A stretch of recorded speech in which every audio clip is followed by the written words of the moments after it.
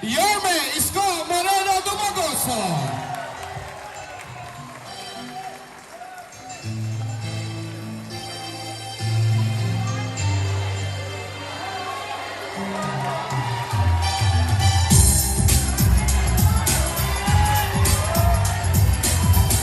Puro may asim pa. Bago po kayo, bago po kayo. Magandang gabi sa inyong lahat. Una, maraming salamat kay John John. Che, thank you at sampu ng lahat ng chairman ng Zona 80. Palakpakan natin sila.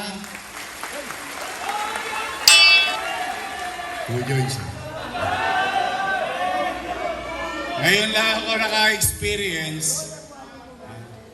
Yung chairman, gumastos pa para sa kandidatong mayor at vice mayor. Bihira yun. Ako naman, nagpapasalamat din sa mga kagawad na nandito. Secretary Treasurer, I love you. Secretary Treasurer, XO, Tanod, Lupon, at lahat ng may asim pa. Sa mga minamahal kong mga lolo't lola, I love you. Alam nyo, eto sa mga hindi pa senior citizen, yung mga matatanda, talagang pinilit ko na iparamdam sa kanila ang pagmamahal, paglingon, at pagkalinga ng pamahalang lungsod ng Maynila sa panahon ko. Doon man lamang masuklian yung lahat ng hirap sa buhay na kahit na konti na lang ang birthday nila, maramdaman nila nagkaroon ng gobyernong mahal sila sa lungsod ng Maynila. In fact, marami itong mga nagdaang linggo, 2 buwan na mahigit, simula nung pumasok ang Enero, tuwing nakikita ako ng matanda, hinahanapan ako ng birthday cake. Wala na daw yung cake nyo. Meron akong nalaman, para pa tayong pinapipili. May nagsabi, anong gusto nyo? Cake o cash? Sabi ko naman, it's not about the money. The cake being given to our elders is showcasing ourselves as a government that naalala namin kayo. May mahipan man lang kayo. Hindi naman lahat ng senior may pera. Pero yung may isang bata sa Loton at sa loob ng Eskinita, sa Zona 80, sa kasuluk-sulukan, maramdaman niya, ay naalala ng gobyerno ang birthday ko. Yung pera, madaling kitain, madaling mawala. But it is the act itself, yung aksyon, yun ang pagbibigay ng pagpapalaga. Ngayon maghahalalan, siyempre tatanungin mo tao, cake o cash? Sagot ng tao, siyempre cash. Ako naman, basta ako, yung cash, madaling gawa ng paraan. Pero yung cake, ine-effort. Mas madaling ibigay ang cash. Pero yung cake, makikita mo yung pagpapahalaga. Kaya po, mga lolo't lola ko, umanatag kayo, may awa ang Diyos. Nakabalik tayo. Gagandahan pa natin yung cake. O tapos, nabalitaan ko, tinaasan na daw. Wow! Paldo! Kala ko ba walang pera? Kala ko ba marami tayong utang? Pero ngayon halalan. umaarya ang pera ng gobyerno. Pero pag pumunta ka sa health center,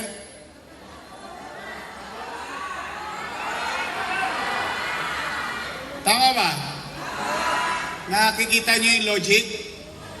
Talagang ginagamit nila yung salapi bilang isang uri na para kalawitin ang mamamayan. Sagot naman ng mga ibang matanda, mga senior citizen, hindi mo kami matutulongges. Lamanadis. Gusto nyo palang gawing 1,000, sana nung pag-upo nyo palang, ginawa nyo ng 1,000. Tama ba? Samantalang, yung ipinagpapakasakit, yung sakit ng loob ng isang matanda dahil hindi na siya butante, hindi na siya binigyan ng pensyon.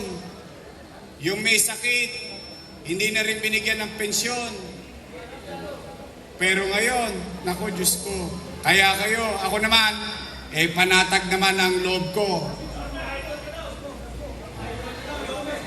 Panatag naman ang loob ko. Pa-picture tayo mamaya. Tabi mo din sa gidli. Wakali. Panatag naman ang loob ko dahil ang taga Maynila, matatalino. O basta, pag nagbigay, sayang din yun. Laman tiyan din yun. Pero ako naman, ipagpapaalala ko lang sa inyo. Hanggang ngayon, pwede pa. Hanggang bukas, pwede pa.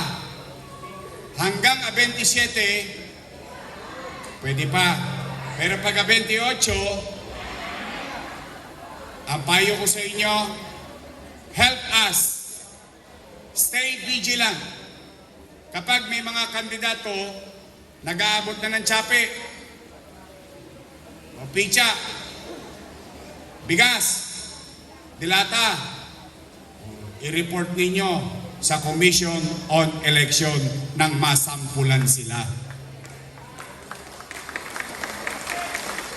Ibalik ninyo, huwag niyong ibigay. Kunin niyo yung dignidad ng pagiging batang Maynila. Maaaring kakailanganin natin ang salapi. Wala namang tatanggi. Sino ayaw ng pera rito? Taas ang kamay. Kita nyo? Sinong gusto ng pera? Kasi kailangan. Tama, mali? O ngayon, tanggap lang ng tanggap. Pero pagdating ng 28, 29, at 30, hanggang sa dulo, tulungan nyo kami. Kami susunod. Susunod kami sa tagubilin at alituntunin ng Commission on Election. Kasi napapansin ko ang mga politiko namimihasa na ipinagkakalandakan yung pera ng taong bayan ginagamit sa halalan. Nung araw, kinukubli yan eh. Nagkakanyanggahan pa ng anong araw, yung mga nyanggo. Balot-balot. Simple. Ngayon, ano na? Lantara na. Napanood ko yung isang video, pero hindi sa syudad natin to. Tuwan-tuwa ako doon sa isang matanda. Tumayo siya. Ginagawa nyo kaming timawa eh. Hindi naman namin kailangan ng pera. Gusto namin mapakinggan kung ano ang gagawin ninyo sa amin. Nagulat ako. Sa kalagitnaan ng pamiting. So sa atin, kung nagawa yun sa ibang bayan, tingin ko naman, kaya rin gawin yon sa lungsod ng Maynila. Basta umasa kayo, may awa ang Diyos. Siguro naman, hindi ko na kailangan mangako dito ng aking mga gagawin. Kumbaga sa dividendaso, lumabas tayo.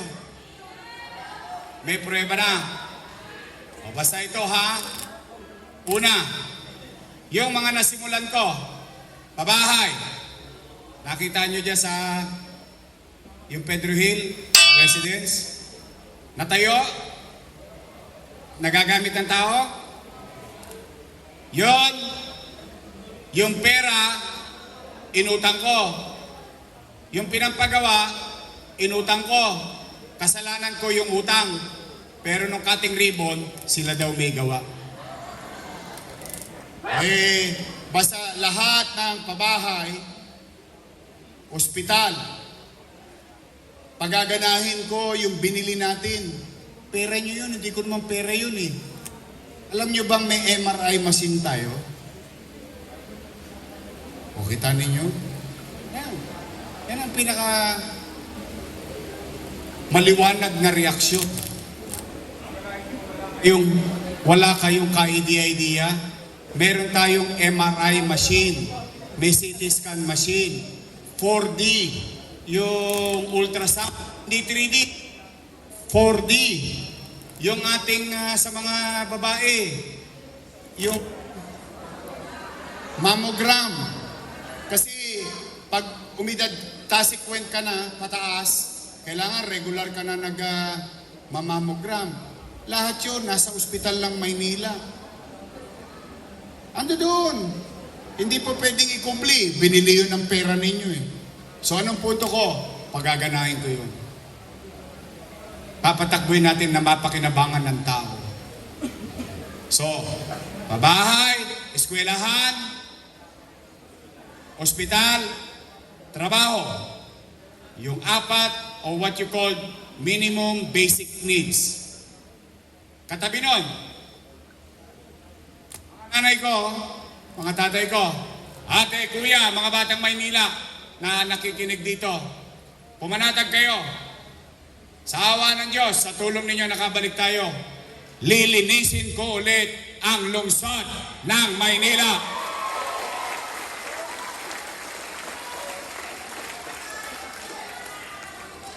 Pangalawa, kasi nangadugyot tayo ngayon eh. Hindi, totoo lang. O for example, yung truck nila, makakapasok ba dito sa anak bayan? Ano gagawin ng utaw? Bit, lalabas. Tama, mali. Anyway, basta lilinisin ko ulit ang lungsod ng Maynila. Pangalawa, shout out sa mga tanod. Mga EXO, nagkalat na naman ang Tolonges ngayon, ano? Limasin ko na naman ang solving boy. Hold up, snatching. Gabi, madaling araw, umaga, wala nang pinipili yung mga kriminal na yan. Wala namang magawa yung tanod. Pag nahuli ng tanod, dadali sa barangay, ipamimedical. Problema doon sa medical sa ospital, kailangan daw naka-schedule.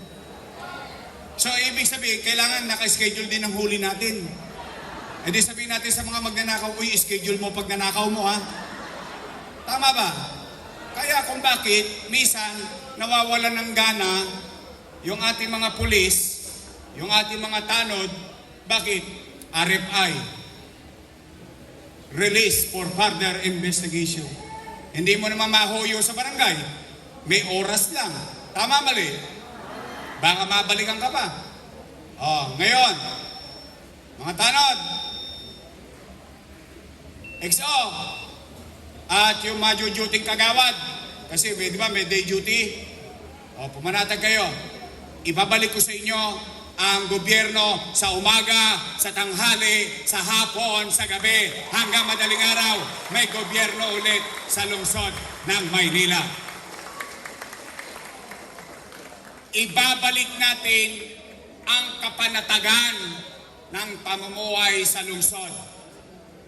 Ibabalik natin na yung pangamba ninyo, na baka yung anak ninyo, ma-hold up, ma-snatch, wala pa, gabi na, hindi kayo makatulog. Ibabalik ko sa inyo ang kapanatagan habang natutulog kayo sa peligro de ora.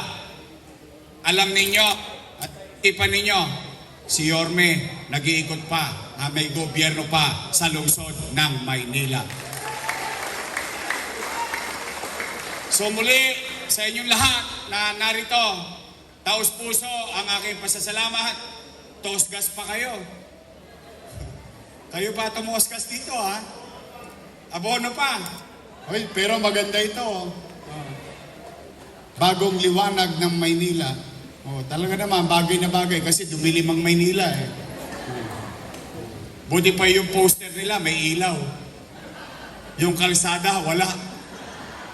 Diyan sa kanto. Yeah. Di ba?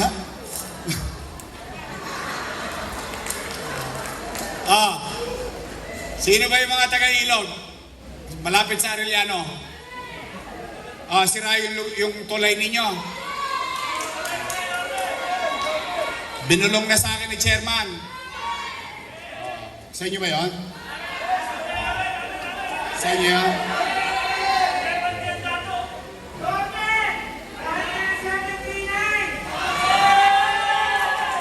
Hindi, pumanatag kayo. Nangako na ako kay Chairman. Pagagawa natin yung tulay, magdadagdag pa tayo ng tulay. Kasi isang problema ron, pag nagkasunog, limitado yung exit patawid ng Arellano. Tama, mali? Steady lang kayo sa Gedli. Don't panic. It's organic. Then, nag-commit na ako kay Chairman. So muli, sa inyong lahat, matanong ko lang kayo, mananalo ba tayo? Malakas ba tayo? Handa na ba kayo? Basta, ulitin ko, pag nagabot, tanggapin ninyo, sayang din. Pagkalantara na, may cellphone naman kayo eh. Kaya nga kita nyo sa patawag nila, bawal ang cellphone. One, alam nila, yung sinasabi nila, libelous. Alam nila yun eh. Kasi wala naman sinabing maganda eh. Pero ako, ngayon, halimbawa naman, kayo'y gigil na sa akin. Halimbawa lang, hindi ko naman sinasabi na totoo. Halimbawa, gustong-gusto nyo akong tulungan. Gustong-gusto nyo akong ipagtanggol. Huwag kayong mga away. Huwag. Ako na mismo, ako na po ang nagsasabi, huwag yung awayin sila. Huwag kayong papatol sa panira nila. Unang-una, tayo maraming kwento na may kwenta. Sila, wala na may kukwento yun, kaya nga puro panira na lang. Ako ang almusal nila, tanghalian, hapunan.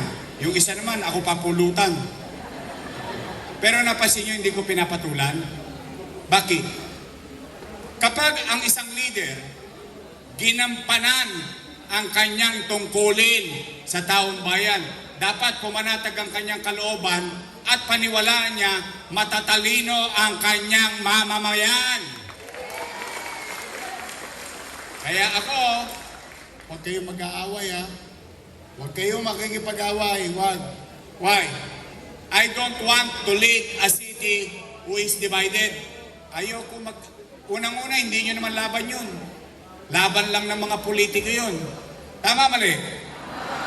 Ang gawin natin, magpakababang loob kayo. Gusto nyo ba tayong dumami? Pahabain ninyo ang kamay ninyo. Yakapin natin ang kaya nating yakapin. Hindi tayo papatol sa mga panira nila. Ang sasabihin natin, ano ang ginawa natin at ano ang gagawin natin. At hahayaan natin na ang taong bayan magdesisyon, mamili, lalo na pagdating ng araw ng paghuhukom. So muli, maraming salamat. Taos puso, ang aking pasalamat, kami ni Chi at ang Yormes Choice at ni Amado Bagaching. Namimiss nyo na ba ang kabaka? Survey lang. Walang tamang sagot, walang maling sagot. Taas nga kamay na naservisyohan ng kabaka rito. Sana nakita to ni Amado. So anyway, ibalik natin ang kabaka at ang ating mga kusihal. I love you. Straight, Yormes Choice, tayo lahat. Okay, muli, maraming salamat sa inyo. Pagpalain nawa kayo ng buong may kapal. At syempre, ako'y nagpakara. Kailangan ko magtong.